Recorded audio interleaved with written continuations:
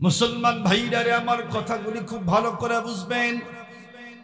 আমরা জবান দিয়া যতগুলি গুনাহ করি, এর ভিতরে মারাত্মক সাংঘাতিক সিরিয়াস গুনার নাম হলো শিরিকের গুনাহ। যদি কোনো ব্যক্তি আল্লাহ পাকের সঙ্গে শিরিক করে, তার আমল আর টিকে থাকতে পারে না। মুসলমান ভাইরা রে, আমার আল্লাহর পয়গম্বর বলতেছিলেন, আমি এশার নামাজের পরে ঘুমায় গেলাম, ঘুমের ঘরে স্বপ্ন দেখি দুইজন মানুষ আসলো, দুইজন ফেরেশতা আসলো, আমাকে ঘুম থেকে জাগ্রত করলো। এরপরে বলে ইনতালিক মানা, ইনতালিক মানা, আমাদের সঙ্গে চলুন, আমাদের সঙ্গে চলুন, আমাদের সঙ্গে চলুন।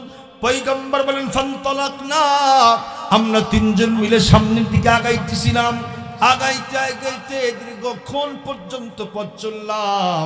সামনে গিয়ে তাকায় দেখি একজন লোক কাত হয়ে শুয়ে আছে, আর তার মাথার কাছে একজন মানুষ বিশাল বড় একটা পাথর নিয়ে দাঁড়িয়ে আছে। আল্লাহর পয়গম্বর বিশ্বনবী বলে, আমি তাকায় দেখলাম এই বিশাল বড় পাথর দিয়ে যেই লোকটা কাত হয়ে শুয়ে আছে, এই লোকটার মাথা বরাবর বিশাল বড় একটা পাথর দিয়ে আঘাত করলো। সঙ্গে সঙ্গে বন্ধুরা, আমার মাথা চূর্ণ বিচূর্ণ হয়ে গেল। এতটাই জোরে আঘাত করা হয়েছে, পাথরটা ভেঙে অনেক দূর পর্যন্ত চলে গেছে। এই লোকটা আবার পাথর বহন করার জন্য চলে গেল। পাথরটি বন্ধুরা আমার নিয়ে আসা হলো। পাথর আনার পরেই দেখে লোকটার মাথা আবার ভালো হয়ে গেছে। আবার এই লোকটা জোরে সরে পাথর মারা হলো।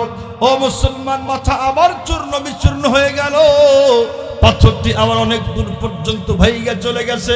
পাথর বহন করে এসে দেখে এই লোকটার মাথা আবার ভালো হয়ে গেছে। আল্লাহর পয়গম্বর বলেন, আমি তখন জিজ্ঞাসা করলাম, এ দুইজন ভাই শোনো, যেই লোকটা শুয়ে আছে তার মাথা বরাবর এমন পাথর দিয়ে আঘাত করা হচ্ছে কেন? এই লোকটার কি এমন অপরাধ ছিল, একটু আমাকে বলো। সঙ্গে সঙ্গে এই দুইজন ফেরেশতা বলল, ইনতালিক মানা, আমাদের সঙ্গে চলুন, এখন কোনো জবাব দেওয়া হবে না। মুসলমান ভাইরা, আমার কথাগুলি খুব ভালো করে বুঝেন। আল্লাহর পয়গম্বরকে প্রশ্নের উত্তর দিলেন না। পয়গম্বর বলেন ইনতালিক মানা, ফানতালাকনা, আমরা সামনের দিকে চলতেছিলাম। অনেক দূর পর্যন্ত যাওয়ার পরে দেখি একজন লোক চিত হয়ে শুয়ে আছে। তার কাছেই একজন বন্ধু আমার বিশাল বড় লোহার ধারালো প্যারাক নিয়ে দাঁড়িয়ে আছে। প্যারাক ছিলেন তো, প্যারাক বড় একটা প্যারাক না দাঁড়িয়ে আছে। মুহূর্তের ভিতরে এই লোকটা, যেই লোকটা শুয়ে আছে, তার ডান দিকে চলে আসে। আসার পরে মুখ থেকে নিয়ে গর্দান পর্যন্ত জোরে টান মারে। আপনারা বলেন তো দেখি, যখনই টান মারে গোশত কেটে হা হয়ে যায়। আবার নাক থেকে নিয়ে গর্দান পর্যন্ত জোরে টান মারে, আবার চোখ থেকে নিয়ে গর্দান পর্যন্ত জোরে টান মারে। তিনটা যখনই টান মারে, তিনটা দাগ হয়ে যায়, গোশত ফেটে হা হয়ে যায়।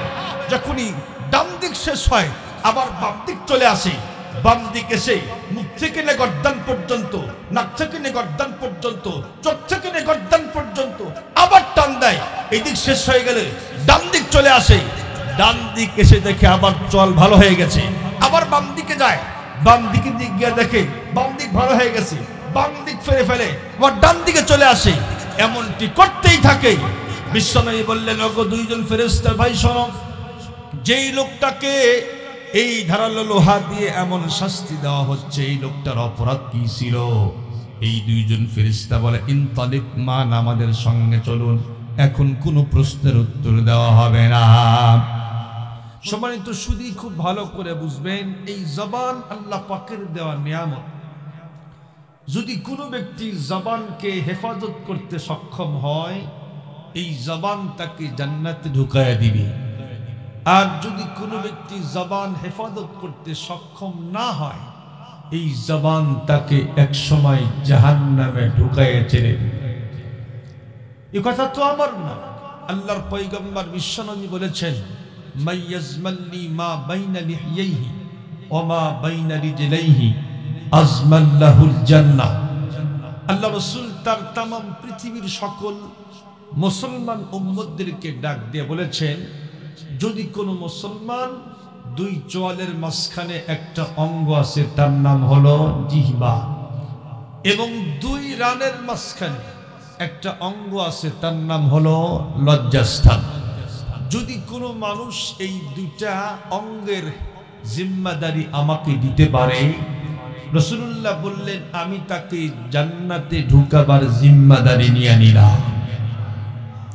জবান হেফাজত করলে জান্নাতে ঢুকা যাবে। জবান যদি আমরা হেফাজত না করি, এই জবান এক সময় আমাদেরকে জাহান্নামে ঢুকিয়েছে। খুব ভালো করে বুঝবেন, আল্লাহর পয়গম্বর বিশ্বনবীর একজন সাহাবী হযরত উকবা ইবনে আমির রাদিয়াল্লাহু তাআলা আনহু বিশ্বনবীকে জিজ্ঞেস করলেন, ওগো রাসূল, নাজাত কিসে? কোন আমল করলে আল্লাহ পাক আমাকে নাজাত দিবেন? বিশ্বনবী তখন বললেন, আমলিক আলাইকা লিসানাক, তুমি তোমার জবান কন্ট্রোল করো। আমলিক আলাইকা লিসানাক, তুমি তোমার জবান কন্ট্রোল করো। জবান যদি কোনো ব্যক্তি কন্ট্রোল করতে পারে, ওই ব্যক্তিকে আল্লাহ পাক নাজাত তথা জান্নাতের মালিক বানায়া দিবে। খুব ভালো করে বুঝবেন, জবানের পাওয়ার কিন্তু বড় মারাত্মক। জবানের কারণেই মানুষ জাহান্নামে ঢোকে, জবানের কারণেই মানুষ জান্নাতের মালিকানা পায়। কেমনে? একজন মানুষ ৮০ বছর পর্যন্ত আল্লাহ পাকের গোলামি করে নাই। লাত, মানাত, উজ্জা, এরপরে মা কালী, মা সরস্বতী, মা লক্ষ্মী, মা দুর্গা, মা গরু আছে না নাই? আছে। অনেকগুলি দেবদেবী, তাদের ৩৩ কোটি দেবদেবীর পূজা করে। আপনারা বলুন তো দেখি, এই ৩৩ কোটি দেবদেবীর পূজা করলে পৃথিবীর কোনো মানুষ কি জান্নাতের মুখ দেখতে পারবে? না, শিরকের গুনাহ করে ফেলবে। মারাত্মক ধ্বংসাত্মক পাপ। যদি কোনো মানুষ ৮০ বছর পর্যন্ত শিরকের গুনাহ করেছে, সবগুলি মূর্তির পূজা করেছে, ৮০ বছর পর্যন্ত যাওয়ার পরে উনি বুঝতে পেরেছেন আমি যা করছি সব ভুল করেছি, আল্লাহর কাছে যদি উনি দিল থেকে ইখলাসের সাথে একবার কালেমা পড়ে, লা ইলাহা ইল্লাল্লাহ মুহাম্মাদুর রাসূলুল্লাহ, আল্লাহ পাক সঙ্গে সঙ্গে তার ৮০ বছরের শিরকের গুনাহ মুহূর্তের মধ্যেই আল্লাহ পাক মাফ করে দিয়ে দেয়।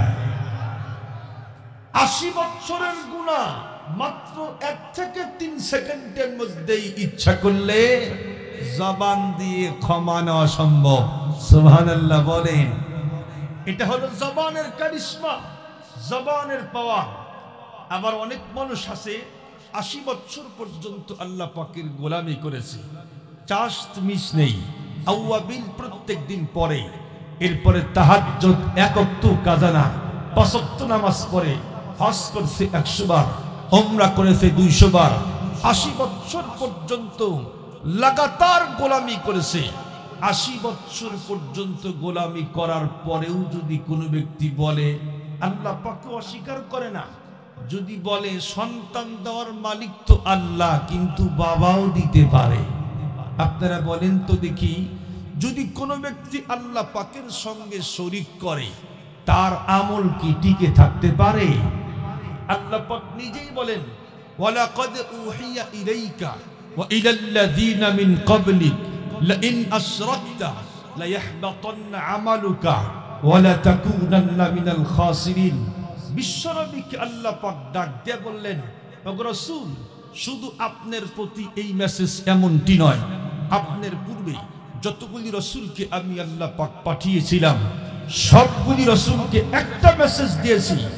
যদি আপনিও সেই মেসেজ গ্রহণ না করেন, তার মানে যদি আপনিও শিরিক করেন, শিরিকের মতো গুনাহ করলে বিশ্বনবীকে আল্লাহ পাক ডাক দিয়া বলে, আপনার আমল কোশ্চিন কালেও টিকে থাকতে পারে না, সব আমল নিষ্ফল হয়ে যাবে। মুহতারাম হাজরিন, খুব ভালো করে বুঝবেন, শুধু আমাদের পয়গম্বর বিশ্বনবীকে বলছে এমনটি নয়। আল্লাহ পাক বনি ইসরাইলে যতগুলি পয়গম্বর পাঠিয়েছেন, 12 জন পয়গম্বরকে লক্ষ্য করে বলছেন, ওয়ালাউ আশরাকু লাহাবিতা আনহুম মা কানু ইয়ামালুন। যদি তারাও এই 12 জন পয়গম্বর শিরিক করত, তাদের লাহাবিতা আনহুম মা কানু ইয়ামালুন, তাদের আমলও নিষ্ফল হয়ে যাইত। আমি আপনাদের জিজ্ঞেস করি, বলেন তো দেখি, বিশ্বনবী সহ তাম পৃথিবীতে সকল নবীরা যদি শিরকের গুনাহ করে, নবী রাসূলদের আমল টিকে থাকতে পারে না, আর আমি আর আপনি যদি 40 বছর 80 বছর পর্যন্ত আল্লাহ পাকের গোলামি করে যদি আল্লাহ পাকের সঙ্গে শিরিক করি, বলুন তো দেখি আমাদের আমল কি টিকে থাকতে পারে কিনা? জোরে বলেন। পারে না। 80 বছর পর্যন্ত গোলামি করছেন, মাত্র ওয়ান টাইম বলছেন আল্লাহ যা পারে বাবাও তাও পারে, মুহূর্তের মধ্যে আপনার 80 বছরের আমল সবগুলি নষ্ট হয়ে যাবে। এই হলো জবান। জবান কন্ট্রোল করতে হবে, খুব ভালো করে বুঝবেন। অনেক জরুরি কথা বলতেছি, আমার কথা কিন্তু না, কোরআন এবং হাদিসের কথা, এই জন্য দাবি কথা। আমি কথা বললে কেউ শুনবে না, শুনবে নাকি? আমার কথার কোনো দাম নাই, আমি কোরআন হাদিস থেকে নকল করছি, এই জন্য এই কথার অনেক দাম। খুব ভালো করে বুঝবেন। আমরা গ্রামগঞ্জে বসবাস করি, যখন ঝগড়া লাগে মানুষের সাথে, মুখ দিয়ে যে কত কি কয় আল্লাহ। খুব ভালো করে বুঝবেন, জবান কন্ট্রোল করতে হবে। হাদিস শরীফের মধ্যে আসছে, একজন মানুষ কালেমা পড়ছে ইখলাসের সাথে, সঙ্গে সঙ্গে একজন ফেরেশতা এই আমলটা নিয়ে আল্লাহ পাকের কাছে দৌড় লাগাইছে। এখন পর্যন্ত আসমানে যায় নাই, পথের মাঝখানে আসমান থেকে একজন অবতরণকারী ফেরেশতার সঙ্গে সাক্ষাৎ হয়ে গেল। আসমান থেকে যিনি অবতরণ করেন উনি জিজ্ঞেস করেন, ভাই তুমি কই যাও? জমিন থেকে যেই ফেরেশতা আমলটা নিয়ে যাচ্ছে উনি বলে, ভাই জমিনের ভিতরে একজন মানুষ কালেমা পড়েছে, এই জন্য এই আমলটা নিয়ে আমি আল্লাহর কাছে যাই। তো তুমি কই যাও? আসমান থেকে অবতরণকারী ফেরেশতা উত্তর করে, শোনো, যেই লোকটা কালেমা পড়েছে তার আমলটা, যেই লোকটা কালেমা পড়েছে তার জিন্দেগির সব গুনার ক্ষমার ঘোষণা নিয়ে আমি তার কাছে যাই। সুবহানাল্লাহ, সুবহানাল্লাহ বলেন। এই জবানের কি পরিমাণে পাওয়ার। আর একটা মেসেজ দিলে খুব ভালো বুঝবেন। আপনারা বলেন তো দেখি, ভিন্ন কোন নারীকে দেখা কি জায়েজ আছে? বেগানা নারীকে দেখা জায়েজ নেই, হারাম। আল্লাহ পাক কোরআনে হাকিমের ভিতরে বলে দিয়েছে, কুল্লিল মুমিনিন ইয়াগুদ্দু মিন আবসারিহিম ওয়া ইয়াহফাযু ফুরুজাহুম ওয়া কুল্লিল মুমিনাতি ইয়াগুদ্দুনা মিন আবসারিহিন্না ওয়া ইয়াহফাযনা ফুরুজাহুন্না।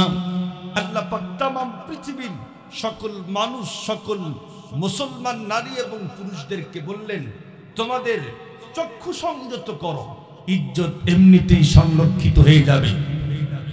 পৃথিবীর কোন পুরুষের জন্য বেগানা মহিলাকে দেখা জায়েজ নাই, ঠিক তদ্রূপ মা বোনদের জন্য বেগানা পুরুষকে দেখা না জায়েজ, হারাম, গুনাহের কাজ। তো একজন ভিন্ন নারীকে দেখা জায়েজ নাই, হারাম। দেখাও হারাম, ধরাও হারাম, কথা বলাও হারাম, টাচ করা হারাম, সবকিছুই তো হারাম। কিন্তু এই ভিন্ন একজন মহিলাকে আপনার চয়েস হয়েছে, শরীয়ত সম্মত মাত্র দুটি সাক্ষীর সামনে 8 দিন মোহর ধার্য করে যদি আপনি বলেন আমি তোমাকে বিবাহ করলাম, আর মেয়ে যদি বলে ঠিক আছে আমিও রাজি আছি, আপনারা বলেন তো দেখি, যেই মহিলাকে কিছুক্ষণ আগেই দেখা হারাম, ধরা হারাম, টাচ করা হারাম, এরপরে কথা বলা হারাম, এই মুহূর্তে মাত্র দুটি কথা বলার মাধ্যমে এই মহিলা হয়ে যায় আপনার অর্ধাঙ্গিনী। কথা কোন ঠিক কিনা? কিছুক্ষণ আগে সব হারাম ছিল, জবান দিয়ে মাত্র কবুল শব্দ বললেন তো দেখা হারাম, ধরা হারাম, টাচ করা হারাম। আল্লাহ রাসূল বলেছেন, যদি কোন স্বামী স্ত্রীকে 1 লোকমা খাবার উঠায় দেয়, ওই পরিমাণ স্বর্ণ আল্লাহ রাস্তায় সদকা করলে যেই পরিমাণ নাকি আল্লাহ পাক ওই পরিমাণ নাকি স্বামীর আমলনামার মধ্যে উঠায়া দিয়া দেয়। করবেন সেখানেও নাকি, এখন যা করবেন তাই নাকি।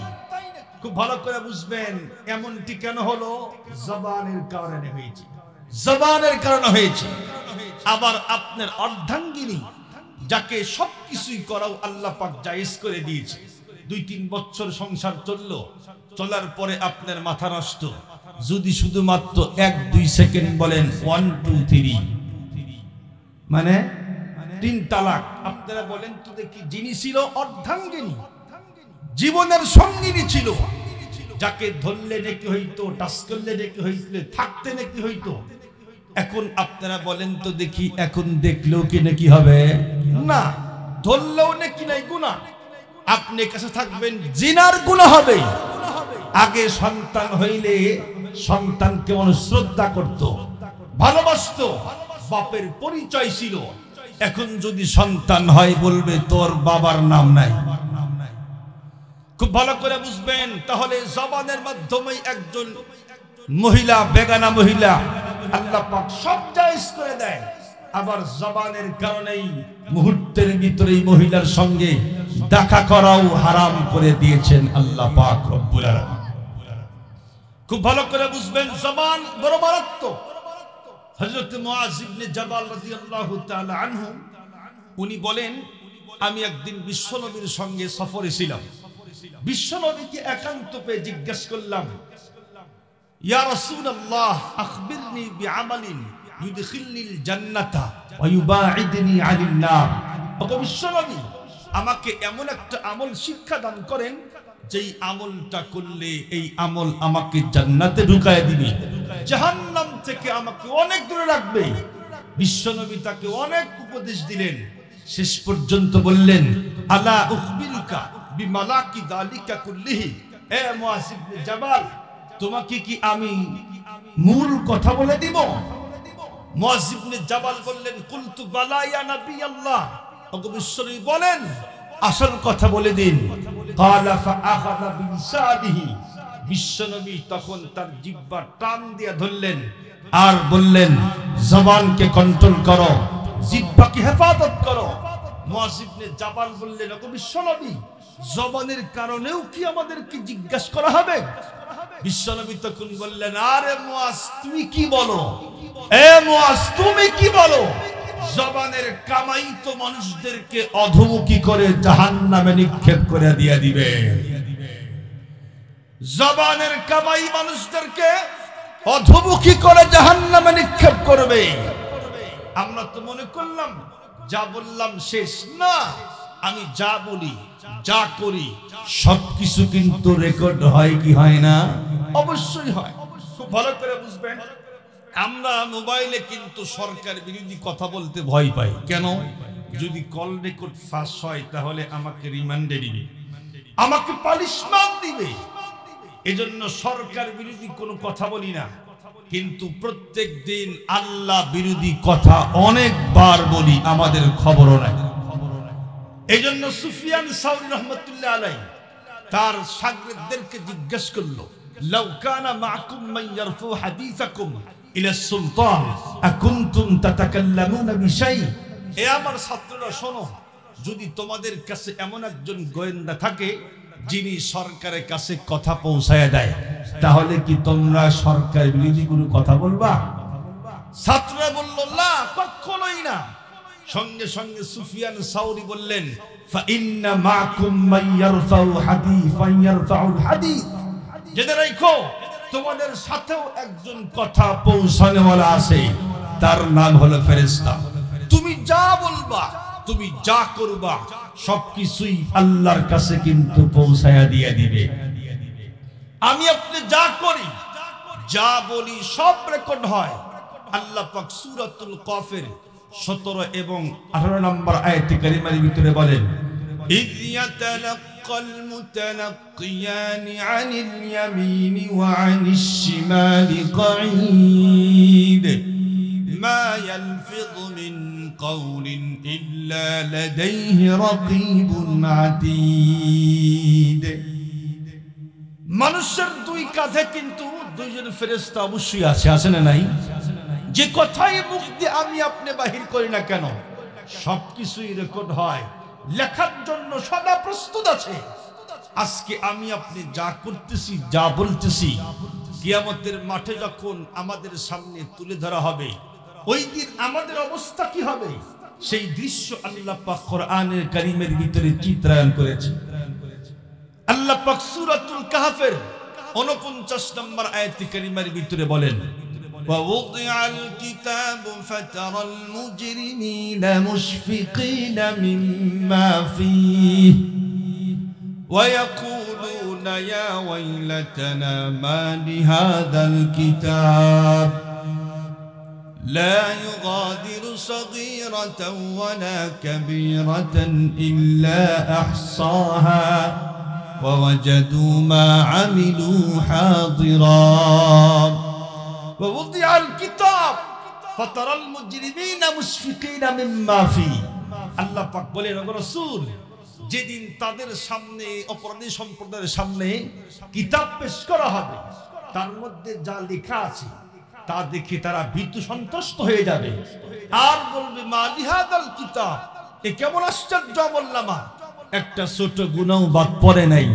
একটা বড় গুনাহ বাদ পড়ে নাই আমি আমার লাইফের মধ্যে যা বলছি যা করছি সবকিছু এখানে আছে আজকে আমি যাব কোথায় সবকিছু সামনে উপস্থিত পাবে মুহতারাম হাজিরিন যা করতেছি যা দেখতেছি যা করতেছি যা বলতেছি সবকিছুই কিন্তু রেকর্ড হচ্ছে আমাদের সামনে পেশ করা হবে এজন্য খবরদার জবান কন্ট্রোল করতে হবে খুব ভালো করে বুঝবেন আম্মাজান হযরত আয়েশা সিদ্দিকা রাদিয়াল্লাহু তাআলা আনহা বলেন উনি নিজের কথাই বলেন যে আমি একদিন বিশ্বনবীকে বললাম ওগো রাসূল আপনার স্ত্রী উম্মুল মুমিনিন হযরত উম্মে সাফিয়া রাদিয়াল্লাহু তাআলা আনহু তো এই মানে একটু বেটে আর কি উনি একটু বেটে টাইপের যখনই বিশ্বনবীকে এই কথা বললেন সঙ্গে সঙ্গে আল্লাহ রাসূল বললেন লাকাদ কুলতি কালিমাতান লাউ মুজিজাত বিমাইল বাহরি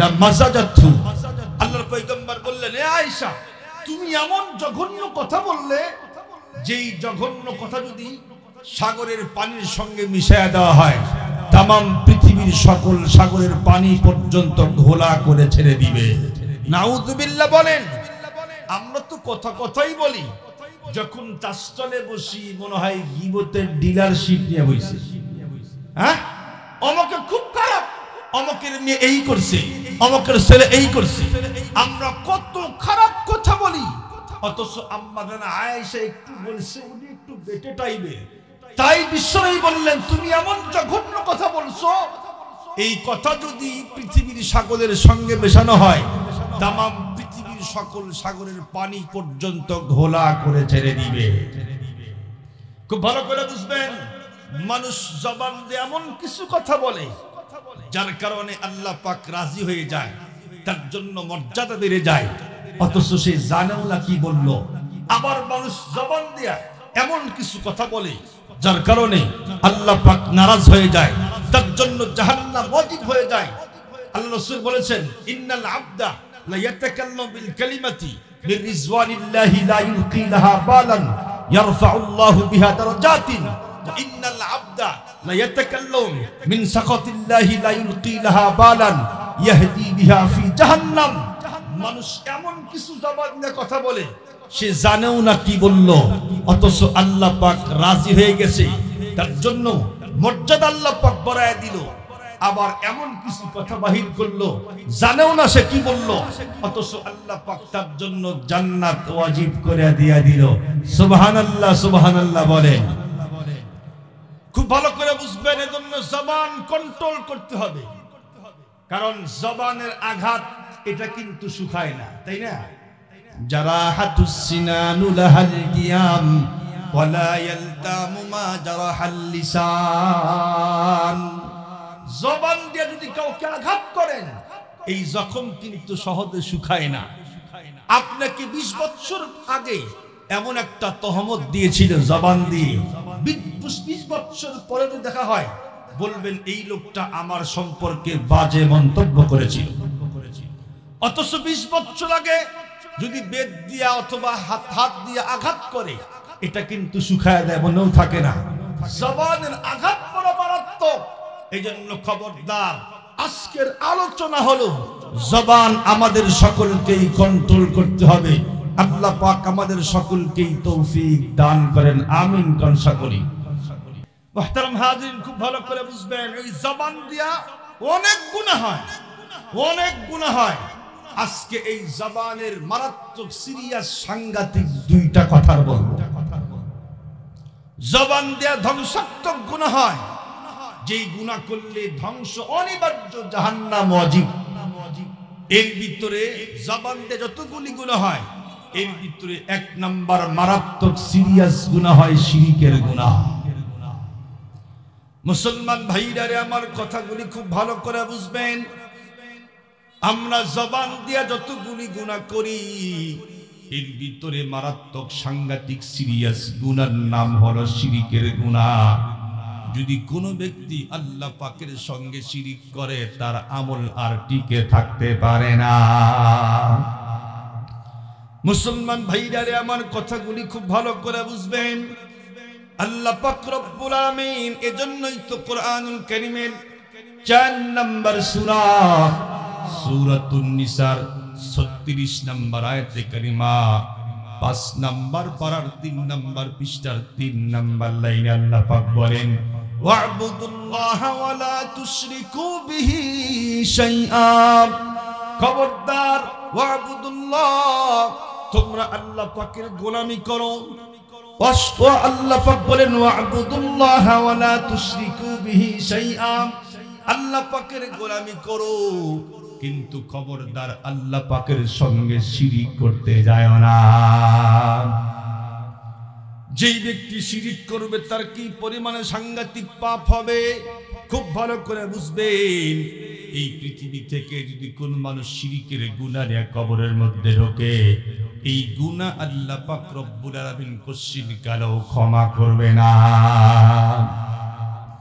মুসলমান ভাইরা রে, আমার আল্লাহ পাক রব্বুল আলামিন কোরআনে হাকিমের ভিতরে 4 নম্বর সূরা সূরাতুন নিসার 48 নম্বর আয়াতে কারিমা 5 নম্বর পারার 5 নম্বর পৃষ্ঠার 4 নম্বর লাইনে আল্লাহ পাক বলেন, ইন্নাল্লাহা লা ইয়াগফিরু আন ইউশরাকা বিহি ওয়া ইয়াগফিরু মা দুনা যালিকা লিমান ইয়াশা। আল্লাহ পাক বলেন, যদি কোনো ব্যক্তি শিরকের গুনাহ নিয়ে কবরের মধ্যে ঢোকে, আমি ইচ্ছা করলে সব রকমের গুনাহ মাফ করতে পারি, কিন্তু শিরকের মতো সাংঘাতিক সিরিয়াস গুনাহ আমি আল্লাহ পাক কোশ্চিন কালেও মাফ করব না। মুসলমান ভাইরা, আমার কথাগুলি খুব ভালো করে বুঝবেন। আমরা তো সন্তানকে নসিহত করি না, অথচ বাবার দায়িত্ব হলো সন্তানকে নসিহত করা। লোকমান হাকিম আলাইহিস সালাতু ওয়াস সালাম সন্তানকে অনেক দামি দামি নসিহত করেছেন।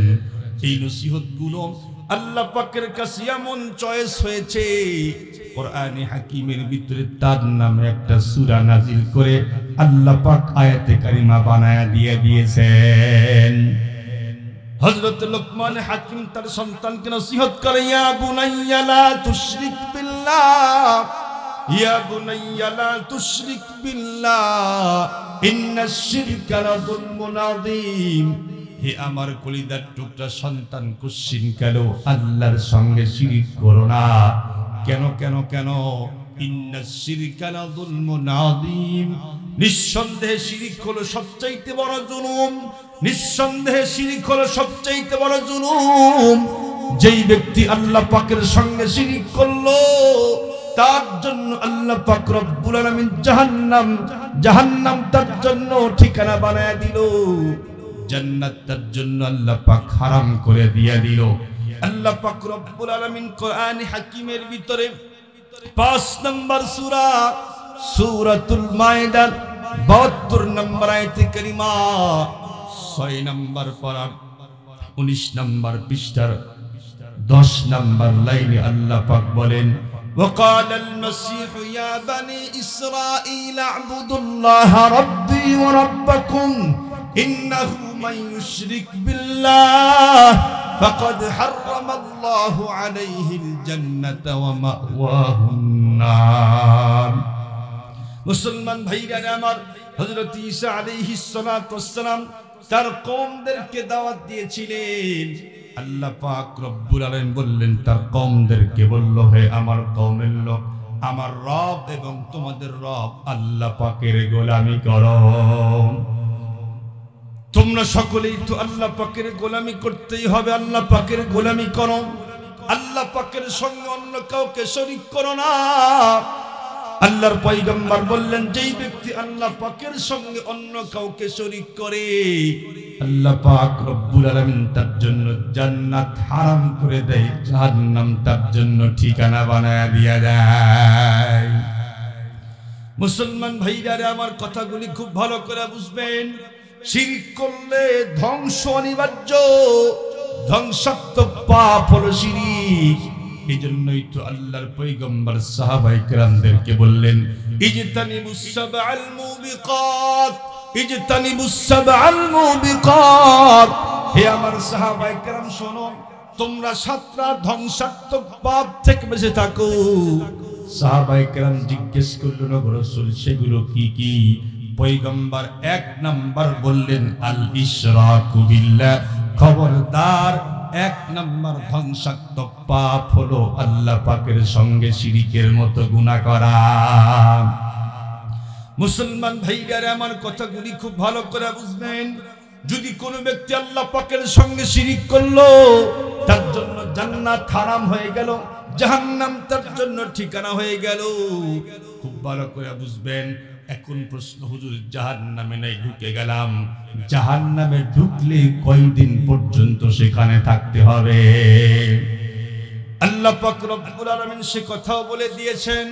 কোরআনুল কারীমের 30 নম্বর পারা সূরাতুল বাইয়িনার 6 নম্বর আয়াত খুলে দেখেন। আল্লাহ পাক বলেন, ইন্নাল্লাযীনা কাফারু মিন আহলিল কিতাবি ওয়াল মুশরিকিন, ইন্নাল্লাযীনা কাফারু মিন আহলিল কিতাবি ওয়াল মুশরিকিনা ফী নারি জাহান্নাম খালিদিনা ফীহা উলাইকা হুম শাররুল বারিয়া। আল্লাহ পাক বলেন, যে সমস্ত মানুষ কাফের, তার মানে যারা কাফের, এরপরে যারা আহলে কিতাব তার মানে হলো খ্রিস্টান, এরপরেই আল্লাহ পাক বললেন যারা মুশরিক, এই 3 শ্রেণীর লোককে আল্লাহ পাক বললেন তারা চিরস্থায়ী জাহান্নামের আসামি হয়ে যাবে। জাহান্নামে একবার ঢুকলে কোশ্চিন কেন আল্লাহ পাক তাকে বাহির করবে না? হে মুসলমান, খুব ভালো করে বুঝবেন। এরপরে আল্লাহ পাক বলেন, উলাইকা হুম শাররুল বারিয়া, এরাই হলো জাতির নিকৃষ্ট। নাউজুবিল্লাহ বলেন। আমরা জানি পৃথিবীর বুকে নিকৃষ্ট প্রাণী হলো কুকুর, শুকুর, এগুলোই নিকৃষ্ট প্রাণী। কিন্তু আল্লাহ পাক বলেন, যারা আমার সঙ্গে শিরিক করলো এরা কুকুর শুকুরের চেয়ে আরো নিকৃষ্ট এবং খারাপ হয়ে গেল। আল্লাহ পাক তো বলেই দিয়েছেন, উলাইকা কাল আনআম বাল হুম আদাল উলাইকা হুমুল গাফিলুন, যারা হলো চতুষ্পদ জানোয়ার থেকেও আরো খারাপ, আরো খারাপ। মুসলমান ভাইরা আমার, তাহলে জবান দিয়ে যেই সমস্ত পাপ হয় এর ভিতরে ধ্বংসাত্মক পাপ হলো একটা, সেটি হলো আল্লাহ পাক রব্বুল আলামিনের সঙ্গে শিরিক করা। আপনারা বলুন তো দেখি, তাহলে শিরিকের গুনাহ করা যাবে কি যাবে না? কোশ্চিন কেন শিরিকের গুনাহ করতে যায়েন না? খুব ভালো করে বুঝবেন। কিন্তু আমরা হাসির ছলে অনেক সময় কিন্তু এমন মারাত্মক পাপ করে ফেলি। খবরদার, কোশ্চিন কেন শিরিক করা যাবে না। মুসলমান ভাইরা আমার, অল্প টাইমের ভিতরে শেষ করে দিয়ে দিব। 2 নাম্বার যেই পাপটি হয় সেটি হলো মিথ্যা কথা বলা। আপনারা বলেন তো দেখি, বর্তমান জামানায় মিথ্যার সরাসরি আছে না নাই? মিথ্যা কম বলে না বেশি বলে? অনেক মিথ্যা কথা বলে মানুষ, কথাই কথাই মিথ্যা কথা বলে, সবসময় মিথ্যা বলে। মিথ্যা না বললে পেটের ভাত তো হজমই হয় না।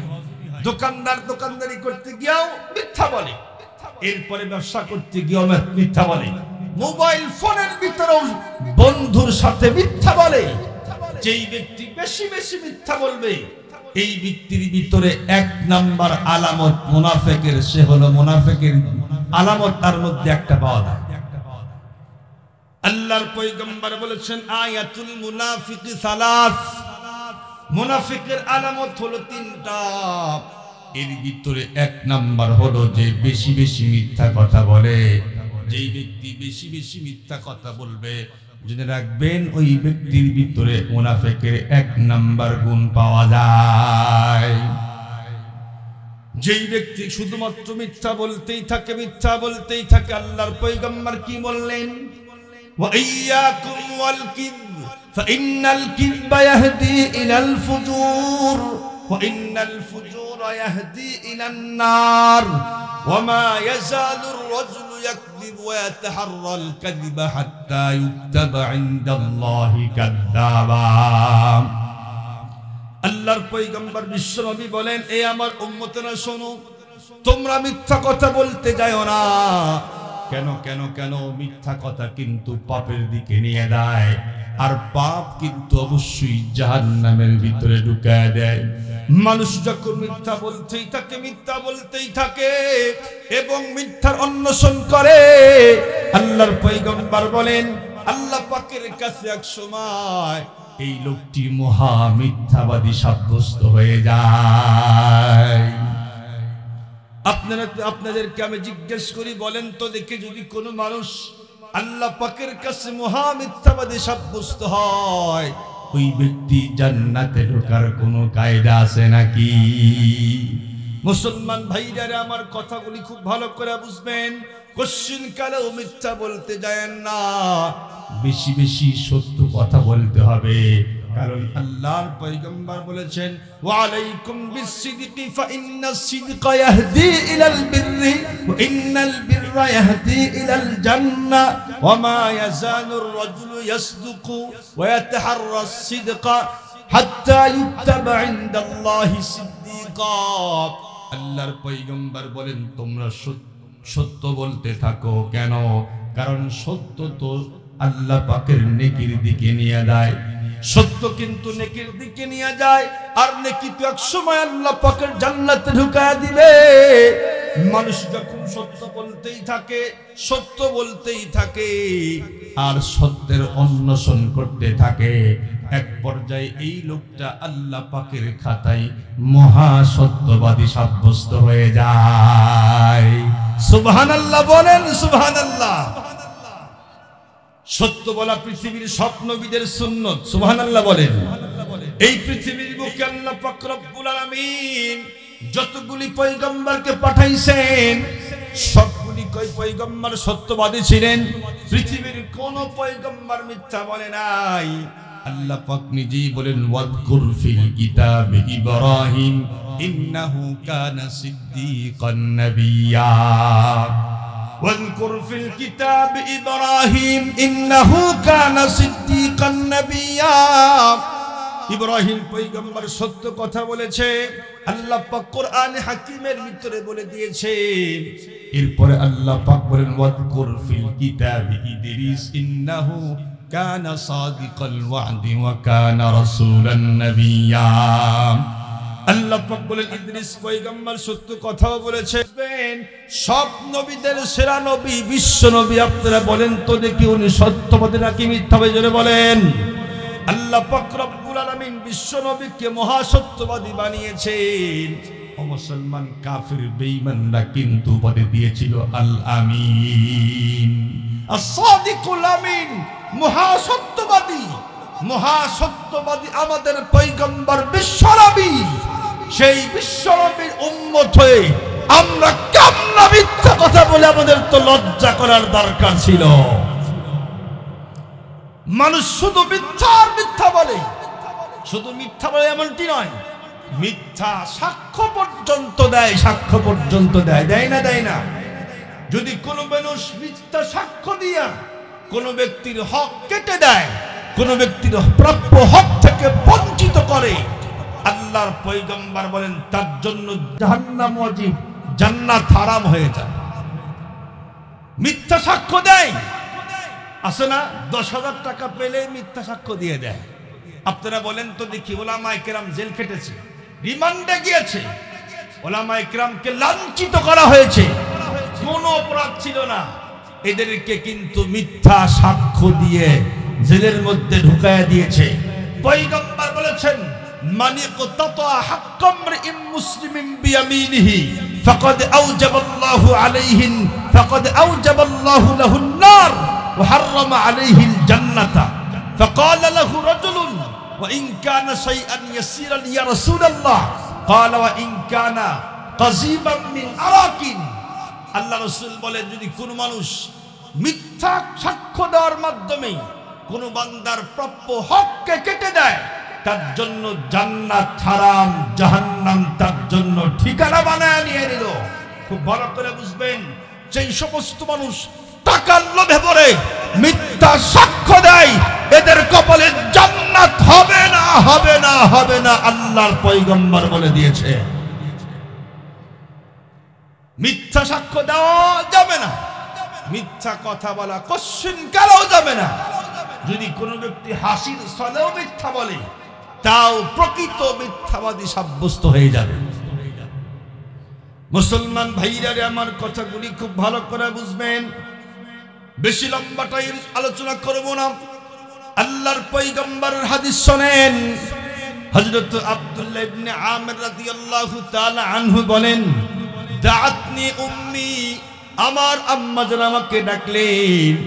আমি তাকায় দেখি বিশ্বনবী আমাদের ঘরের মধ্যে বসা। আল্লাহর পয়গম্বর বিশ্বনবী তখন আমাদের ঘরের মধ্যেই বসা আছে। আমার আম্মা জান ডাকলেন, ইয়া আব্দুল্লাহ, ইয়া আব্দুল্লাহ তাআল উতিকা শাইআ, হে আব্দুল্লাহ এদিকে আসো, আমি তোমাকে কিছু একটা দিব। বিশ্বনবী তখন বললেন, হে আব্দুল্লাহর মা, তুমি তোমার আব্দুল্লাহকে ডাকছো, কি দেওয়ার জন্য ডাকছো? আব্দুল্লাহর আম্মা তখন ডাক দে বলে, বিশ্বনবী শোনেন, আমি আমার সন্তানকে একটা খেজুর দেওয়ার জন্য ডাকছি। পয়গম্বর বললেন, তুমি তো ডাকছিলা ভালো, কিন্তু তুমি কিছুই না দিতা, তাহলে পরিপূর্ণ মিথ্যাবাদী সাব্যস্ত হয়ে যাইতা। আমাদের সমাজের ভিতরেও কিন্তু দেখি অনেক মা আছে, অনেক বোন আছে, অনেক ভাই আছে, অনেক চাচা আছে, সন্তান খেলতেছে, খেলায় মগ্ন হয়ে গেছে, সন্তানকে ডাকে আসে না। তখন ডাক দিয়া কয়, বাবা এদিকে আয়, দেখ তোর জন্য পকেটের মধ্যে চকলেট নিয়ে আসছি, এমন বলে কি বলে না? সন্তান যখন চকলেটের আশায়, একটু স্বাদের আশায় তার কাছে আসে, তখন কিন্তু তাকে সন্তানকে চকলেট দেয় না, মিথ্যা ধোঁকা দেয়।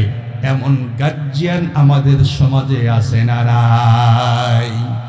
সন্তান খেলতেছে, বাবা এদিকে আসো, আসে না, এদিকে আসো, দেখো তোমার জন্য কি আনছে, এদিকে আসো বাবা আসো। সন্তান সদের লোভে আসে, কিন্তু তখন তাকে ধৈর্য নিয়ে বাড়িতে নিয়ে দেয়, গোসল করায় দেয়, অন্য কিছু করে, কিন্তু কিচ্ছু দেয় না। যেই ব্যক্তি এমন আচরণ করবে, সে মহামিথ্যাবাদী হয়ে যাবে। খবরদার, হাসির ছলেও মিথ্যা বলা যাবে না। মুসলমান ভাইরা আমার, একদম সংক্ষিপ্ত করে বলে দিব, এখন মিথ্যা বললে কি পরিমাণে শাস্তি, একটা হাদিস বলেই শেষ করে দিব। আল্লাহর পয়গম্বর বিশ্বনবীর চিরাচরিত নিয়ম ছিল, প্রত্যেক দিন ফজরের নামাজ শেষ করেই সাহাবায়ে কেরামের দিকে গইরা বসতেন। সাহাবায়ে কেরামদেরকে জিজ্ঞেস করতেন, এ আমার সাহাবীরা শোনো, তোমরা কি কোনো স্বপ্নে দেখছো নাকি? যদি তোমরা কোনো স্বপ্নে দেখে থাকো, আমার কাছে তোমরা বলো, আমি স্বপ্নের তাবির করে দিব, স্বপ্নের ব্যাখ্যা আমি করে দিব। সাহাবায়ে কেরাম স্বপ্ন দেখলে আল্লাহর পয়গম্বর কাছে বৃত্তান্ত বলতেন, বিশ্বনবী স্বপ্নের ব্যাখ্যা করে দিয়া দিতেন। মুসলমান ভাইরা আমার, আল্লাহর পয়গম্বর একদিন ফজরের নামাজ শেষ করে সাহাবায়ে কেরামের দিকটা ঘুরে বসলেন। এরপরে জিজ্ঞেস করলেন, তোমরা কি কোনো স্বপ্নে দেখছো নাকি? সাহাবায়ে কেরাম বললেন, না গো পয়গম্বর, না, আমরা কোনো স্বপ্ন দেখি নাই। সঙ্গে সঙ্গে বিশ্বনবী বললেন, আমি নিজেই একটা স্বপ্ন দেখছি, তোমরা আমার স্বপ্ন বৃত্তান্ত শোনো। মুসলমান ভাইরা আমার, আল্লাহর পয়গম্বর বলতেছিলেন, আমি এশার নামাজের পরে ঘুমায় গেলাম, ঘুমের ঘরে স্বপ্ন দেখি, দুইজন মানুষ আসলো, দুইজন ফেরেশতা আসলো, আমাকে ঘুম থেকে জাগ্রত করলো। এরপরে বলে, ইনতালিক মানা, ইনতালিক মানা, আমাদের সঙ্গে চলুন। আমাদের সঙ্গে চলুন, আমাদের সঙ্গে চলুন। পয়গম্বর বলেন ফানতালাকনা, আমরা তিনজন মিলে সামনের দিকে আগাইতেছিলাম। আগাইতে আগাইতে দীর্ঘক্ষণ পর্যন্ত পথ চললাম। সামনে গিয়ে তাকায় দেখি একজন লোক কাত হয়ে শুয়ে আছে, আর তার মাথার কাছে একজন মানুষ বিশাল বড় একটা পাথর নিয়ে দাঁড়িয়ে আছে। আল্লাহর পয়গম্বর বিশ্বনবী বলে, আমি তাকায় দেখলাম এই বিশাল বড় পাথর দিয়ে যেই লোকটা কাত হয়ে শুয়ে আছে, এই লোকটার মাথা বরাবর বিশাল বড় একটা পাথর দিয়ে আঘাত করলো। সঙ্গে সঙ্গে বন্ধুরা আমার মাথা চূর্ণ বিচূর্ণ হয়ে গেল। এতটাই জোরে আঘাত করা হয়েছে, পাথরটা ভেঙে অনেক দূর পর্যন্ত চলে গেছে। এই লোকটা আবার পাথর বহন করার জন্য চলে গেল। পাথরটি বন্ধুরা আমার নিয়ে আসা হলো। পাথর আনার পরেই দেখে লোকটার মাথা আবার ভালো হয়ে গেছে। আবার এই লোকটা জোরে সোরে পাথর মারা হলো। ও মুসলমান, মাথা আবার চূর্ণ বিচূর্ণ হয়ে গেল। পাথরটি আবার অনেক দূর পর্যন্ত ভেঙে চলে গেছে। পাথর বহন করে এসে দেখে এই লোকটার মাথা আবার ভালো হয়ে গেছে। আল্লাহর পয়গম্বর বলেন, আমি তখন জিজ্ঞাসা করলাম, এ দুইজন ভাই শোনো, যেই লোকটা শুয়ে আছে তার মাথা বরাবর এমন পাথর দিয়ে আঘাত করা হচ্ছে কেন? এই লোকটার কি এমন অপরাধ ছিল একটু আমাকে বলো। সঙ্গে সঙ্গে এই দুইজন ফেরেশতা বলল, ইনতালিক মানা, আমাদের সঙ্গে চলুন, এখন কোনো জবাব দেওয়া হবে না। মুসলমান ভাইরা আমার কথাগুলি খুব ভালো করে বুঝেন। আল্লাহর পয়গম্বরকে প্রশ্নের উত্তর দিলেন না। পয়গম্বর বলেন, ইনতালিক মানা ফানতালাকনা, আমরা সামনের দিকে চলতেছিলাম। অনেক দূর পর্যন্ত যাওয়ার পরে দেখি একজন লোক চিত হয়ে শুয়ে আছে। তার কাছেই একজন বন্ধু আমার বিশাল বড় লোহার ধারালো প্যারাক নিয়ে দাঁড়িয়ে আছে। প্যারাক ছিলেন তো, প্যারাক বড় একটা প্যারাক না দাঁড়িয়ে আছে। মুহূর্তের ভিতরে এই লোকটা, যেই লোকটা শুয়ে আছে তার ডান দিকে চলে আসে। আসার পরে মুখ থেকে নিয়ে গর্দান পর্যন্ত জোরে টান মারে। আপনারা বলেন তো দেখি, যখনই টান মারে গোশত কেটে হা হয়ে যায়। আবার নাক থেকে নিয়ে গর্দান পর্যন্ত জোরে টান মারে।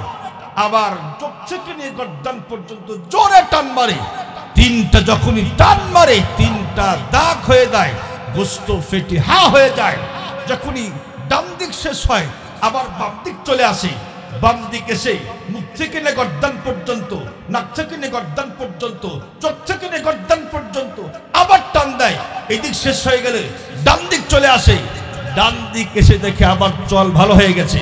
আবার বাম দিকে যায়, বাম দিকে দিক গিয়ে দেখে বাম দিক ভালো হয়ে গেছে।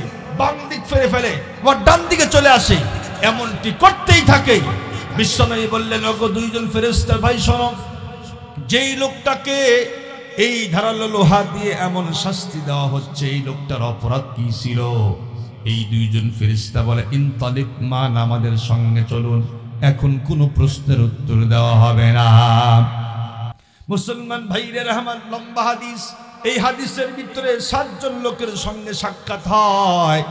এরপরে আল্লাহর পয়গম্বরকে জবাব দেওয়া হয়। ওই পর্যন্ত গেলে অনেক লম্বা হবে, সেদিকে যেতে চাই না। আল্লাহর পয়গম্বরকে যখন 7 জন লোককে দেখানো হলো, এরপরে প্রথম নাম্বার লোকের কথা পয়গম্বর জিজ্ঞেস করলেন, বলো তো দেখি, প্রথম নাম্বার লোকটা যে কাত হয়ে শুয়ে আছে, তার মাথার কাছে বিশাল বড় একটা পাথর নিয়ে জোরে সোরে মারা হয়। তার মাথাটা চূর্ণ বিচূর্ণ হয়ে যায়। ওই লোকটার অপরাধ কি ছিল? এমন কি পাপ তার মধ্যে ছিল যার কারণে তাকে এমন শাস্তি দেওয়া হচ্ছে? দুইজন ফেরেশতা বলল, গো পয়গম্বর বিশ্বনবী, এই লোকটার পাপ ছিল 2টা। জোরে কোন কয়টা? এই লোকটার পাপ ছিল 2টা। 1 নম্বর পাপ হলো সে হাফেজে কোরআন ছিল, কিন্তু কোরআন শরীফ ভুলে গেছে। যেই মাথার মধ্যে কোরআন শরীফ রাখতে পারে না, সেই মাথাকে কিয়ামত পর্যন্ত এমন শাস্তি দেওয়া হবে। আমাদের সমাজে আছেন এমন হাফেজ। এর পিছনে কারণ আব্বা আবার এবং আম্মা। অনেকে চিন্তা করে, হাফেজ তো বানাইছি, অনেক ভালো কাজ করছি আমি, এখন আমার ছেলেকে স্কুলে দিয়ে দেই, কলেজে দিয়ে দেই, আপনারা বলেন তো দেখি, স্কুলে গেলে কি আর সেই আমলের পরিবেশ থাকে? হ্যাঁ, সেখানে মেয়ে আছে পুরুষ আছে, একসঙ্গে তারা পড়াশোনা করে। সেখানে গেলে আমল তো দূরের কথা, তার লেবাসই ঠিক থাকবে না। আমরা তো আলহামদুলিল্লাহ মাদ্রাসায় পড়ছি, পড়াইতেছি, মসজিদ চাকরি করি, আমলের পরিবেশে আছি, কোরআন তেলাওয়াত করি, এরপরেও কোরআন শরীফের ইয়াদ রাখা কঠিন। আর যেই ছেলে হাফেজ হয়ে স্কুলে পড়বে, মাত্র 3 মাসের মধ্যে সব ভুইলা শেষ হয়ে যাবে। এই জন্য খবরদার, আপনি স্কুলে পড়াবেন ভালো কথা, আপনার ছেলেকে আগে আলেম বানান, আগে হক্কানি আলেম বানান, তখন স্কুলে গেলেও আর সে গুনাহ করবে না। তো ফেরেশতা বলল, রাসূল এই লোকটার 1 নম্বর অপরাধ ছিল হাফেজে কোরআন ছিল। শুধু হাফেজে কোরআন উদ্দেশ্য না, আমাদের মাঝে অনেকে আছে শর্ট করে 1-2 পৃষ্ঠা মুখস্থ করে, আছে না নাই? শর্ট করে 20টা সূরা মুখস্থ করছে, কিন্তু 1 বছর পরে সব ভুলে গেছে। যারা কয়েকটা সূরা মুখস্থ করছে, এরপরে সব সূরা ভুলে গেছে, তাদেরও এই শাস্তি দেওয়া হবে। মুসলমান ভাইরা আমার কথাগুলি ভালো করে বুঝবেন।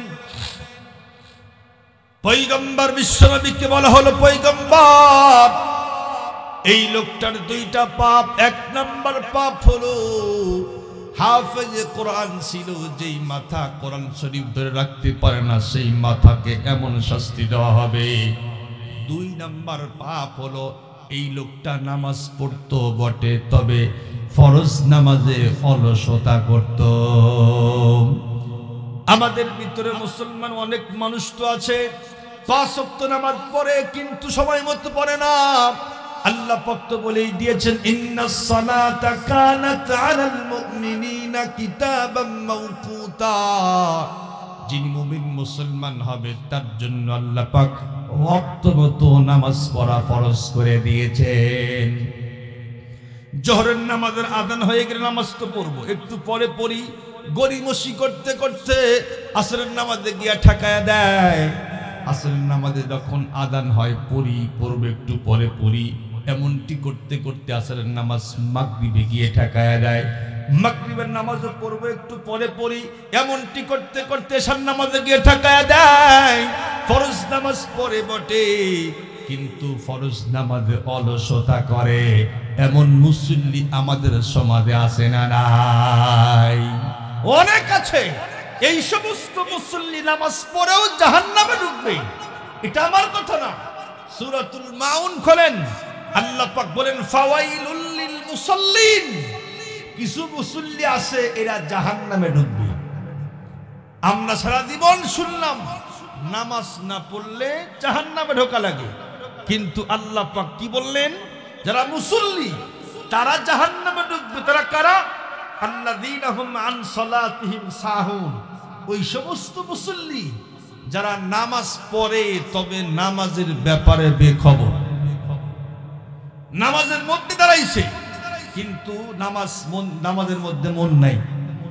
মন গেছে ক্ষেতের ভিতরে, কয় কেজি বীজ দেওয়া লাগবে, কয় কেজি সার দেওয়া লাগবে, ক্ষেতের আইল বড় হয়েছে, কবে কাটবো, দুনিয়ার টেনশন।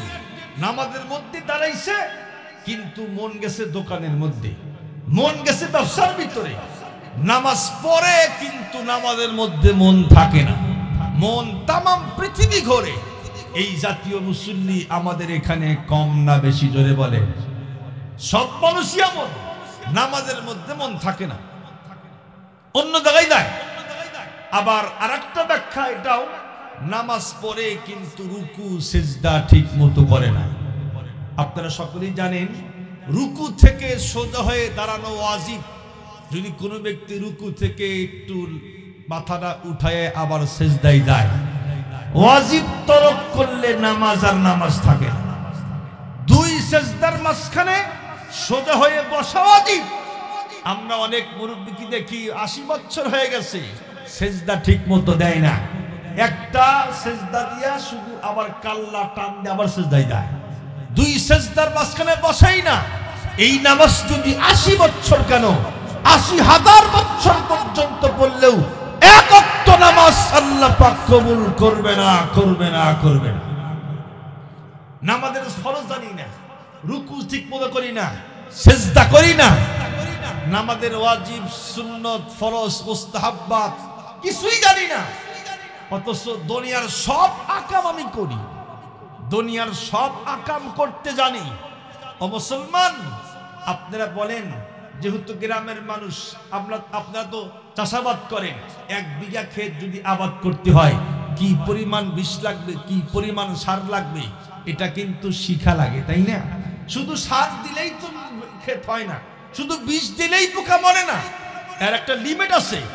সবকিছু শিক্ষা গ্রহণ করেই করতে হয়। আমরা দেখি একটা রং মিস্ত্রি, এই রং কিন্তু এমন এমন করলে হয়ে যায়, এরপরেও কিন্তু একজন রং মিস্ত্রি দীর্ঘদিন পর্যন্ত ট্রেনিং নেওয়ার পর রং মিস্ত্রি হয়। দুনিয়ার সব শিক্ষা অর্জন করে অন্যের কাছ থেকে, আর নামাজ নিজে নিজেই পড়ে। এমন মুসল্লি আছে না নাই? আছে তো আছে। আরো এমন মুসল্লি আছে যে মুসল্লি ইমাম সাহেবের ভুল ধরে চাকরি খায় হারা, আছে না নাই? আরো অনেক আছে। দুনিয়ার সবকিছু শিখলেন অন্যের কাছ থেকে শিক্ষা গ্রহণ করে, আর নামাজ এমনিতেই পড়লেন। এই নামাজ আল্লাহ পাক কোশ্চিন কালেও নিবে না।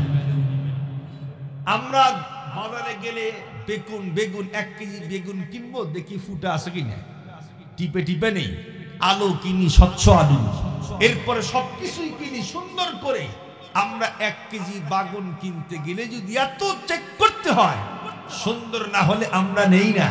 আপনারা বলেন তো দেখি, আমার সুন্দর অসুন্দর নামাজ মনে হয় আল্লাহ পাক নিবে? নিবে মনে হয় না। এজন্য নামাজের প্রশিক্ষণ দিতে হবে।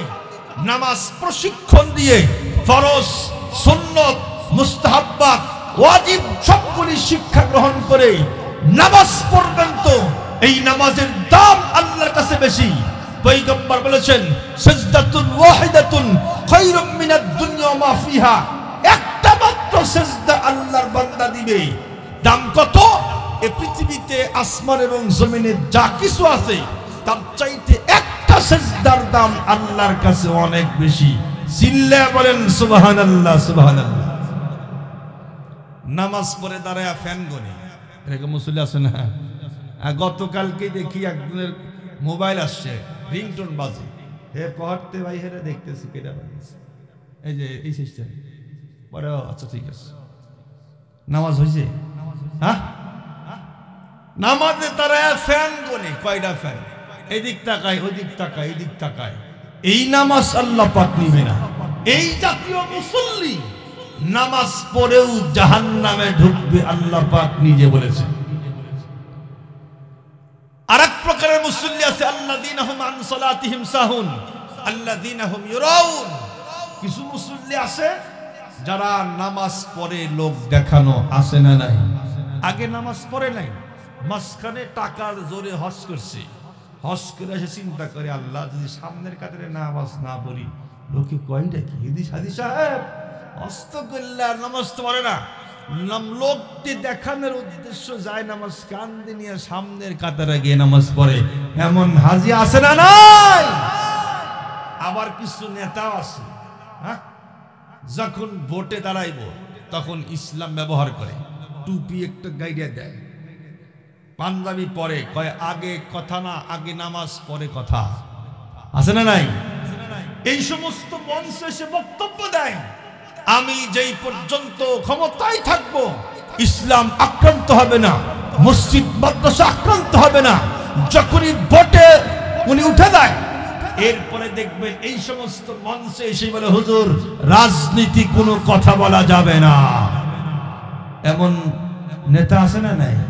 আছে, আছে। তারা ইসলামকে ব্যবহার করে লোক দেখানো নামাজ, লোক দেখানো টুপি, লোক দেখানো দাড়ি, লোক দেখানো সবকিছু। আল্লাহ পাক বলেছেন, ইন্না সালাতি ওয়া নুসুকি ওয়া মাহইয়ায়া ওয়া মামাতি লিল্লাহি রাব্বিল আলামিন। আল্লাহ পাক বলেন, আমার নামাজ, আমার কুরবানি, আমার জীবন, আমার মরণ কার জন্য? জোরে বলেন, কার জন্য? সবকিছু আল্লাহ পাকের জন্য। মুহতারাম হাজিরিন, খুব ভালো করে বুঝবেন। তো এই ফেরেশতা বলল, শোনেন, এই লোকটার 2টা পাপ ছিল। 1 নাম্বার পাপ হলো কোরআন ধরে রাখতে পারে নাই, 2 নাম্বার পাপ হলো ফরজ নামাজে অলসতা করত। মুসলমান ভাইরা আমার কথাগুলি খুব ভালো করে বুঝবেন। এরপরে পয়গম্বর বিশ্বনবী জিজ্ঞেস করলেন, তাহলে ওই লোকটার পাপ কি ছিল? যেই লোকটা চিত হয়ে শুয়ে আছে, তার মাথার কাছে একজন মানুষ বিশাল বড় হাতের ভিতরে একটা লোহার প্যারাক নিয়ে দাঁড়িয়ে আছে। এরপরে মুহূর্তের মধ্যে ডান পাশে এসে মুখ থেকে নে গর্দান পর্যন্ত, চোখ থেকে নে গর্দান পর্যন্ত, নাক থেকে গর্দান পর্যন্ত টান মারে।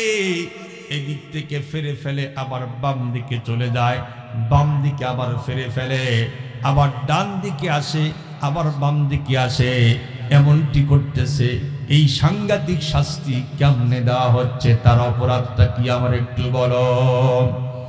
এই দুইজন ফেরেশতা তখন বলা শুরু করলো, পয়গম্বর বিশ্বনবী, যেই লোকটাকে এই শাস্তি দেওয়া হচ্ছে, এই লোকটা ছিল মহা মিথ্যাবাদী। নাউজুবিল্লাহ বলেন, নাউজুবিল্লাহ। এই লোকটা মিথ্যাবাদী ছিল।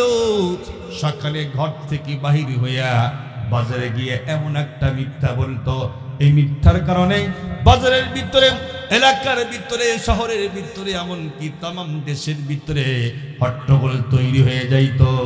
এই জাতীয় মিথ্যা বলার লোক আমাদের দেশে আছে না নাই? অনেক আছে। একটা মিশাল দেই। বিগত লেডি ফেরাউনের যুগে একজন মন্ত্রী ছিল, নেট মন্ত্রী। কয়, আমরা নেট বন্ধ করি নাই, এমনিতেই বন্ধ হয়ে গেছে। এই মিশা কথা কুছিল না? কয় না, নেট বন্ধ করি না, এমনি বন্ধ হয়ে গেছে। এই জন্য দেখছেন যখন পলক আটক হইল, অনেকে কয় পলক আটক হয় নাই, এমনি আটক হয়ে গেছে। পলককে কেউ ধরে নাই, এমনি আটক হয়ে গেছে। যখন এই মিথ্যা কথা বলল, দেশের মানুষের ক্ষোভ আরো বেশি হয়ে গেল। মুহতারাম হাজিরিন, খুব ভালো করে বুঝবেন, এই জবান দিয়ে যারা মিথ্যা বলে, আল্লাহর পয়গম্বরকে বলা হলো কিয়ামত পর্যন্ত এই লোকটাকে তার ডান দিক আর বাম দিক লোহা দ্বারা চেরা হবে, এমন করে দাগ দেওয়া হবে। মিথ্যা বললে এই শাস্তি দিবেন কে? জোরে বলেন, কে? মুসলমান ভাইরা আমার, তাহলে 2 নাম্বার মারাত্মক পাপ হলো জবান দিয়া বলি মিথ্যা কথা। মিথ্যা কথা বলার লোক কম না বেশি? জোরে বলেন। আরো অনেক পাপ হয়, তার ভিতরে আরেকটা পাপ হলো গীবত।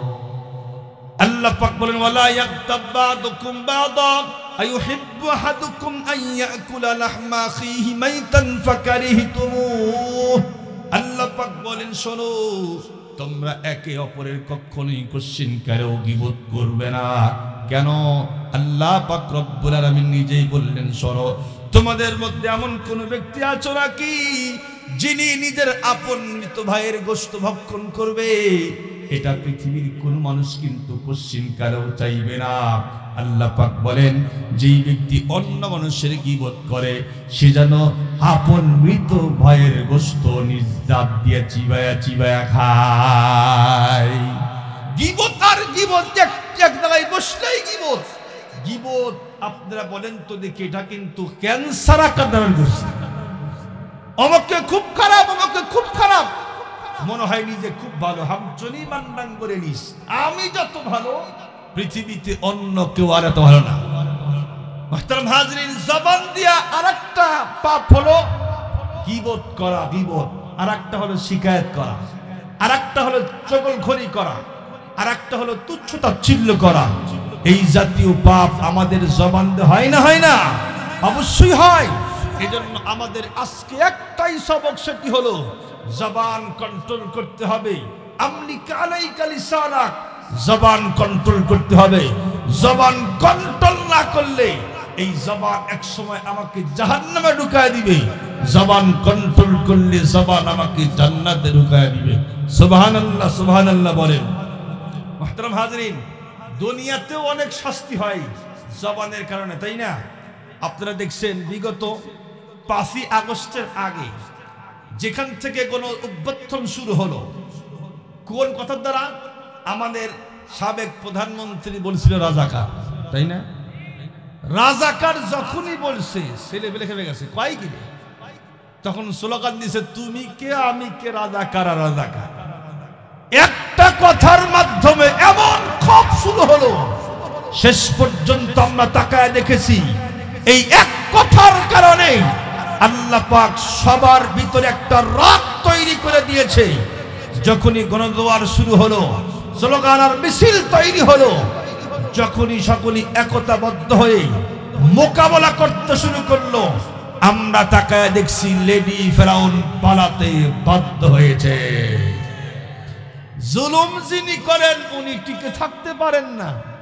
আমরা দেখেছি, আমরা পড়েছি কোরআনের ভিতরে, ফেরাউন জুলুম করেছিল।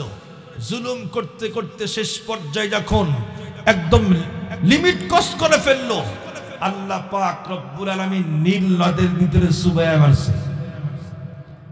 নমরুদ যখন জুলুম করতেছিল, শেষ পর্যন্ত আল্লাহ পাক ল্যাংড়া একটা মাছি নাকের ভিতরে দিয়ে ঢুকায়া, এত বড় একটা প্রধানমন্ত্রী, তামাম পৃথিবীর প্রধানমন্ত্রী ছিল, আল্লাহ পাক তাকে জুতা পেটা করে দুনিয়া থেকে বিদায় করে দিয়েছে। আমরা দেখেছি বুশ যখন জুলুম করতেছিল, আল্লাহ পাক একটা সাংবাদিকের জুতার মাধ্যমে, একটা জুতার মাধ্যমে আল্লাহ পাক বাড়ি খেলায় বিদায় করে দিয়েছে। আমরাও কি দেখলাম, যখন লেডি ফেরাউন জুলুম করতেছিল, আল্লাহ পাক এমন আছাড় মেরেছে, পালাইতে বাধ্য হয়েছে। কথা বলেন ঠিক কিনা? এজন্য খবরদার, জুলুম আমরা করব না। জুলুম করলে জালেম কোশ্চিন কালেও টিকে থাকে না। আল্লাহ পাক তো বলে দিয়েছেন, ওয়ালা তাহসাবান্নাল্লাহ গাফিলান আম্মা ইয়ামালুজ জালিমুন। তোমরা কি মনে করো যে জালেম কি করে আমি দেখি না? আমি অবশ্যই দেখি, কিন্তু কথা আছে না, আল্লাহ পাক ছাড় দেয়, ছেড়ে দেয় না। যখন আল্লাহ পাক কাউকে ধরে, পৃথিবীর কোন মানুষ কোশ্চিন কালেও ছাড়াইতে পারে না। মুহতারাম হাজরিন, তো আজকের শিক্ষা হলো আমরা সকলেই আজকের থেকেই জবান কন্ট্রোল করব ইনশাআল্লাহ। পারবো তো ইনশাআল্লাহ? আল্লাহ পাক আমাদের সকলকেই বুঝে আমল করার তৌফিক দান করেন। আমিন কোন সকলে আমিন। রব্বানা যালামনা আনফুসানা ওয়া ইল্লাম তাগফির লানা ওয়া তারহামনা লানাকুনান্না মিনাল খাসিরিন। হে আল্লাহ পাক রব্বুল আলামিন, তুমি তাকায়া দেখো, আল্লাহ রাত একটা পার হয়ে গেছে গো মাওলা। তোমার কিছু পাগল পারা বান্দারা এখন পর্যন্ত জান্নাতের বাগানে বসে আছে গো মাওলা। দয়া করে মেহেরবানি করে আজকের মাহফিল খানাকে তুমি কবুল মঞ্জুর করে নাও। হে আল্লাহ পাক রব্বুল আলামিন, মাগরিবের পর থেকে নিরাত একটা পর্যন্ত আল্লাহ বয়ান চলেছে গো মাওলা। প্রত্যেকটা কথা আমাদের সকলকেই বুঝে আমল করার তুমি তৌফিক দান করে দাও। হে আল্লাহ পাক রব্বুল আলামিন, দয়া করে মেহেরবানি করে মাদ্রাসাকে তুমি কবুল মঞ্জুর করে নাও। আল্লাহ মাদ্রাসাকে কমপক্ষে দাওরায়ে হাদিস পর্যন্ত কবুল করে নাও। আল্লাহ মাদ্রাসার প্রত্যেকটা ছাত্র ভাইকে হক্কানি আলেম, হাফেজ, মুফতি, মুহাদ্দিস বানায়া দাও। হে আল্লাহ মাদ্রাসার প্রত্যেকটা শিক্ষকদেরকে আল্লাহ তুমি বেশি বেশি মেহনত করার তুমি তৌফিক দাও। তাদের আল্লাহ আমলটুকু তুমি কবুল মঞ্জুর করে নাও। আল্লাহ মহিলা শাখা আছে, তাদেরকে তুমি কবুল করে নাও। সেটা আল্লাহ তুমি দাওরা হাদিস পর্যন্ত কবুল করে নাও। আল্লাহ সকল ছাত্রী বোনদেরকে হক্কানি আলেমা, হাফেজা আল্লাহ তুমি বানায়া দাও।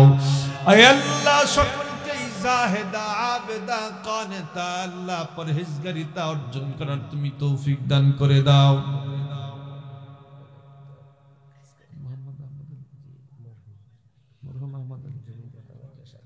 আল্লাহ পাক রব্বুল আলামিন, আল্লাহ মাদ্রাসার জমিদাতা আল্লাহ উনি মারা গেছে গো মাওলা। দয়া করে মেহেরবানি করে তুমি তার কবরখানা জান্নাতের বাগান বানায়া দাও। আল্লাহ পাক রব্বুল আলামিন অত্যন্ত ভালো কাজ করেছে গো মাওলা। কিয়ামত পর্যন্ত মাদ্রাসা থাকবে গো মাওলা। যত নেকি হবে তার একটা পার্সেন্টেজ তুমি তার আমলনামায় ঢুকায় দিও গো মাওলা। আল্লাহ তার কবর থেকে নিয়ে জান্নাত পর্যন্ত রাস্তা বানায়া দাও। আল্লাহ যেন উনি কবর শুয়ে থেকে কিয়ামত পর্যন্ত জান্নাতের নাজ নিয়ামত ভোগ করতে পারে, কবুল করে নাও।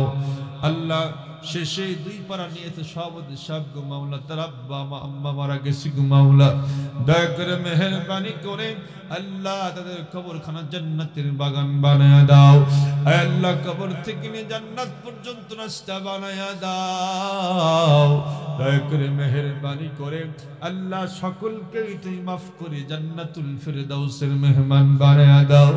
আয় আল্লাহ এখানে অনেকেই আছে আমার মতো ভালো সন্তান, আয় আল্লাহ আজ থেকে 20 বছর আগে আব্বাকে হারিয়েছি গো মাওলা, দয়া করে মেহেরবানি করে আব্বার কবরখানা জান্নাতের বাগান বানায়া দাও।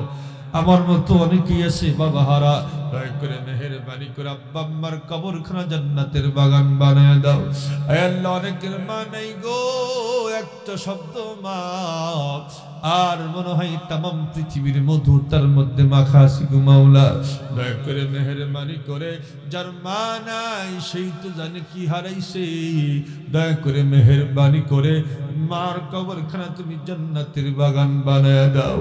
আয় আল্লাহ পাক রব্বুল আলামিন যাদের আব্বা আম্মা বেঁচে আছে গো মাওলা, খিদমত করে জান্নাতুল ফিরদাউসের মেহমান হওয়ার তুমি তৌফিক দিয়া দাও। আয় আল্লাহ পাক রব্বুল আলামিন এই গ্রাম থেকে যতগুলি মাইয়াত কবরস্থ হয়েছে সকলকে মাফ করে দাও, সকলের কবরগুলি জান্নাতের বাগান বানায়া দাও। আয় আল্লাহ পাক রব্বুল আলামিন এলাকার মানুষ মাদ্রাসাকে অনেক মোহাব্বত করে আল্লাহ, আয় আল্লাহ যা চাইছিলাম তার থেকে ডবল দিয়েছি গো মাওলা। আয় আল্লাহ মা বোনেরাও দান করছে, আল্লাহ ভাইয়েরাও দান করেছে গো মাওলা, প্রত্যেকটা বাড়ি থেকে দান আসছে গো মাওলা। আয় আল্লাহ সকলের দানগুলি কবুল করে নাও। আয় আল্লাহ কোন উদ্দেশ্যে দান করেছে আল্লাহ সকলের দানগুলি কবুল করে নাও, মনের সকল বৈধ আকাঙ্ক্ষা তুমি পূরণ করিয়া দাও। আয় আল্লাহ পাক রব্বুল আলামিন মাদ্রাসাকে উসিলা বানাইয়া এলাকার ভিতরে খাস রহমত নাজিল করে দাও। আয় আল্লাহ পাক রব্বুল আলামিন দয়া করে মেহেরবানি করে এলাকার সবগুলি মানুষকে নেককার পরহেজগার হওয়ার তুমি তৌফিক দান করে দাও। আল্লাহ প্রত্যেকটা ভাইদের প্রত্যেকটা আমাদের অন্তরের ভিতরে মাদ্রাসার মোহাব্বত তুমি ঢুকায়া দাও। আয় আল্লাহ পাক রব্বুল আলামিন দয়া করে মেহেরবানি করে যা চাইলাম সব দিয়া দাও, যা চাই নাই কিন্তু দরকার তাও দিয়া দাও গো মাওলা। মাদ্রাসার যাবতীয় হাজত তুমি গায়েব থেকে পূরণ করিয়া দাও, যা যা দরকার সব তুমি গায়েব থেকে ব্যবস্থা করে দাও গো মাওলা। আয় আল্লাহ পাক রব্বুল আলামিন আজকের মাহফিল খানাকে তুমি কবুল করে নাও। আয় আল্লাহ দয়া করে মেহেরবানি করে প্রত্যেকেই জবান হেফাজত করার তুমি তৌফিক দাও। আয় আল্লাহ পাক রব্বুল আলামিন দয়া করে মেহেরবানি করে আজকের মাহফিল খানাকে তুমি কবুল মঞ্জুর করে নাও।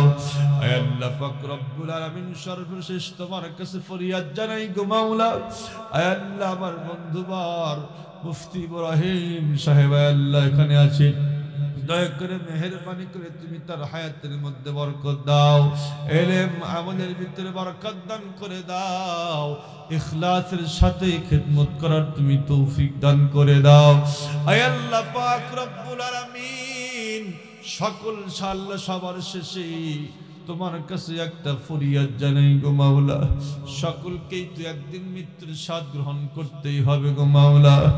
আয় আল্লাহ যেদিন মালাকুল মউত পাঠায়া দিবা আমাদের সকলকেই তোমার ঘর বাইতুল্লাহ তওয়াফ করতে করতে মউত দিও। আয় আল্লাহ তাহাজ্জুদের ভিতরে সিজদার ভিতরে মউত দিও গো মাওলা। আল্লাহ তোমার কোরআনুল কারীম তেলাওয়াত করতে করতে মউত দিও। আয় আল্লাহ রমজান মাসের ভিতরে থেকে অবস্থায় মউত দিও। আয় আল্লাহ জহুরুল ভাইকে তুমি মাফ করে দাও।